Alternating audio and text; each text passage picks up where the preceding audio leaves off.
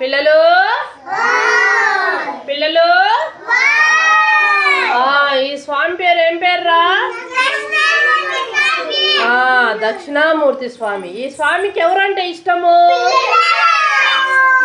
పిల్లలంటే ఎవరు? మేము అంటే మీరే. పిల్లోళ్ళంటే మీరే. ఈ స్వామిని బాగా దండం పెట్టుకుంటే చదువు బాగా వస్తుంది, కోపం రాదు, ఎవరిని మనము కొట్టము, తిట్టము, పెద్దల మాట బాగా వింటాము.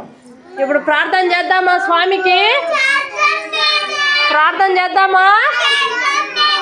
అందరూ దండం పెట్టండి, కాళ్ళు ముడుచుకొని చెప్దామా?